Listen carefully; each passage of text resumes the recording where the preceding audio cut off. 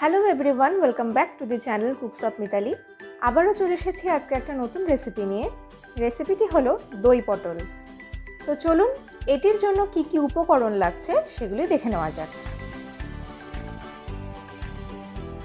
এখানে আমি পরিমাণ মতন পটল নিয়ে খোসা ছাড়িয়ে রেখেছি আর কিছুটা মধ্যেখান থেকে চিড়ে রেখেছি।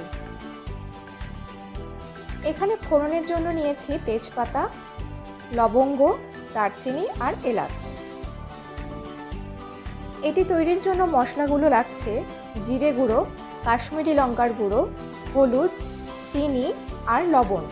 এছাড়াও লাগছে গরম মশলা। আমি এখানে সব মশলাগুলো 1 টিস্পুন করে নিয়েছি। এছাড়াও লাগছে পেঁয়াজ বাটা, কাঁচা লঙ্কা বাটা, রসুন বাটা, আদা বাটা আর চারমগজ পোস্ত বাটা। চারমগজ আর পোস্তটাকে আমি একসঙ্গে বেটে রেখেছি।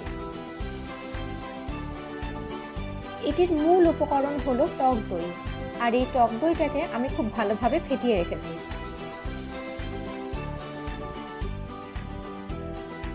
প্রথমে আমি পরিমাণ মতন তেল দিয়ে নিলাম।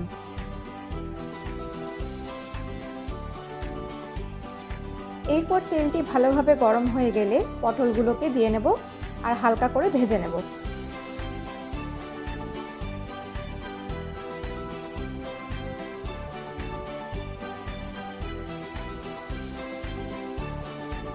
পটলগুলো হালকা ভাজা হয়ে গেছে, এরপর তুলে নিলাম।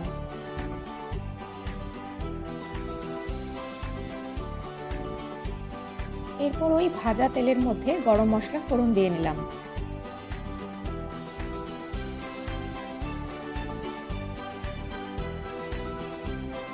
এর মধ্যে তেজপাতাটাও অ্যাড করে দিলাম। এরপর এর মধ্যে রসুন বাটাটা অ্যাড করে দিলাম। এরপর এটাকে হালকা করে ভেজে নেব।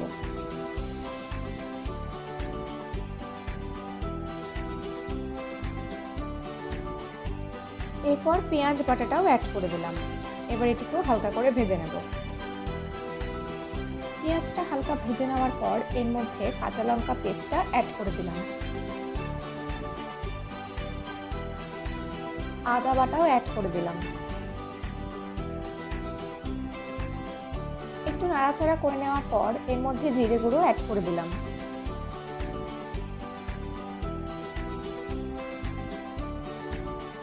কাশ্মীরি লঙ্কার গুঁড়ো,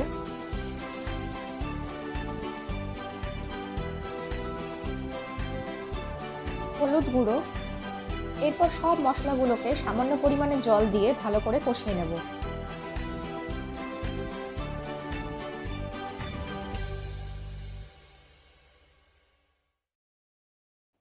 মশলাটা ভালোভাবে কষানো হয়ে গেছে।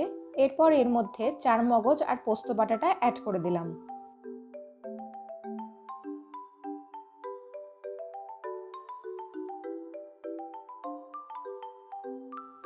এটিও ভালোভাবে নাড়াচাড়া করে নেওয়ার পর সব শেষে ফেটিয়ে রাখা টক দইটা এর মধ্যে অ্যাড করে দিলাম।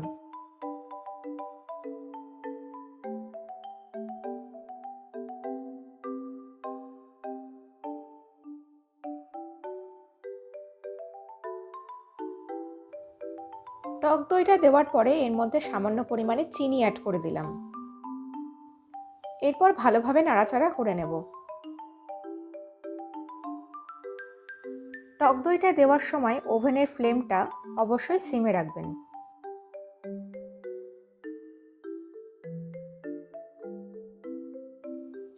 এরপর এর মধ্যে পরিমাণ মতো লবণ অ্যাড করে দিলাম।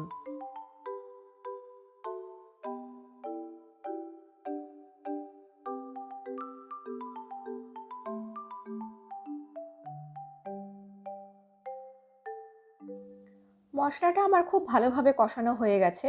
এরপর এর মধ্যে পরিমাণ মতন জল অ্যাড করে দিলাম।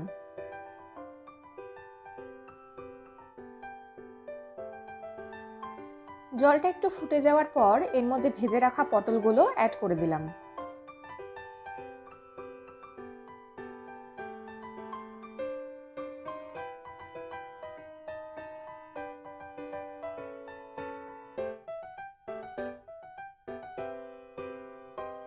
এরপর এটিকে 10 মিনিটের জন্য ঢাকা দিয়ে রাখবো, যাতে পটলগুলো ভালোভাবে সেদ্ধ হয়ে যায়।